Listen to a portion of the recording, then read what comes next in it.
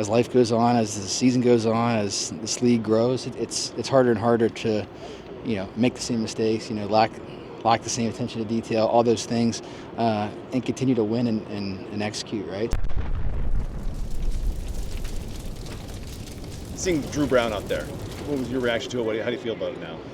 Oh, I felt like I was watching him take snaps of practice, sitting on the sideline watching him play, and it's funny watching his demeanor and everything, because you've seen it so many times. And but yeah, I thought he played well. I haven't watched their tape, obviously, but I have a pretty good idea what they do. And he played smart, played well, and did enough for them to win the game. Do you feel like he's the same guy? He hasn't got the big starter head yet? Yeah, I think he's always going to be the same guy. I mean, yeah, he will be the same guy. I could have chirped him a little bit there, but I won't do it. Through 2 games, where do you believe the offense is at? Obviously, we're nowhere near where we need to be. Many things to clean up, as there usually is at this point in the season, but we at times have been able to overcome some of the lack of details and things like that in the past. As life goes on, as the season goes on, as this league grows, it's harder and harder to make the same mistakes, lack the same attention to detail, all those things, and continue to win and execute, right? So focus, as always, needs to be at an all-time high, but urgency, whatever word you want to use, and we got to be better. We look at things like roster changes from last season and injuries this year. Are those 2 things a big deal so far, do you believe?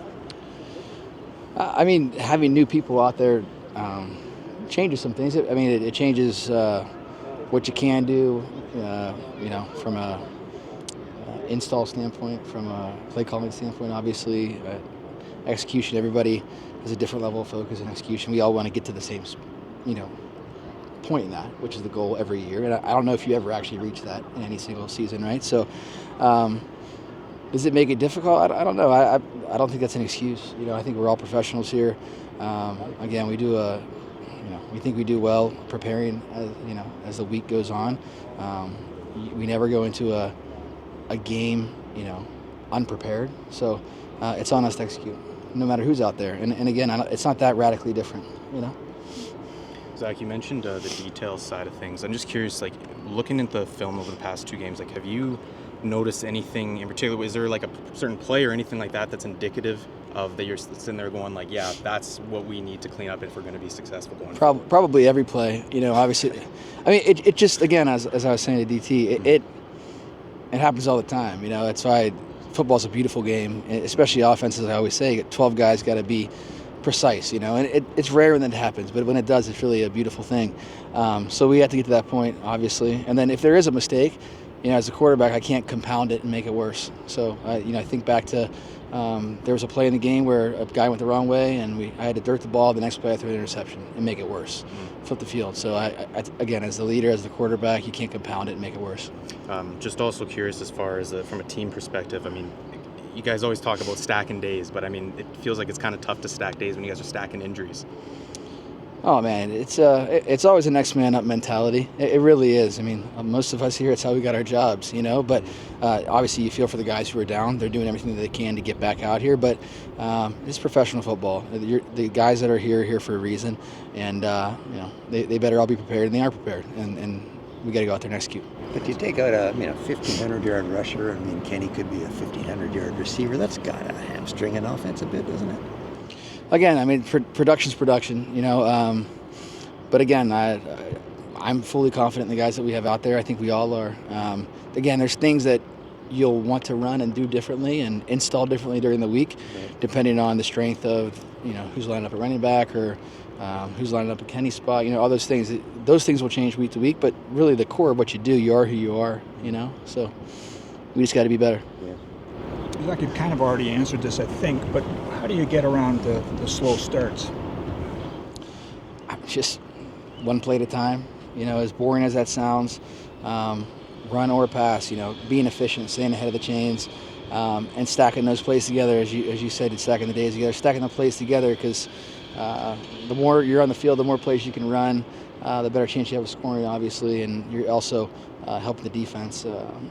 Stay a little more fresh. And we, like I said after the game last week, those guys out there, I think we had 4 D linemen play the entire game, which is an incredible feat. We have to do a better job helping those guys out. How bad does team need a win to kind of be validated that hey, we're good? Got to win every week. You got to win every week. I mean, just talking to Osh here, I mean, it really is. You know, you never want to talk about the end result. You know, the goal is to win the Grey Cup. That's what the goal is. And week by week, you prepare and, you know, ride the wave and the journey and all those things. But it feels better when you win, you know. But it's important that we continue to believe in what we're doing, which we do, and get better at what we do. And those wins will pile up. And obviously, I firmly believe that. Yeah. So. Zach, what did you say? Sorry, I was going to say, how do you wrap your head around, or how do you manage being critical of yourself and yet not being too panicking? 0-2 versus still a lot of high. I'm always very critical of myself, but you know, you just got to fix it. I don't know. I don't. That's a tough one to answer. I mean, I don't think anybody's panicking.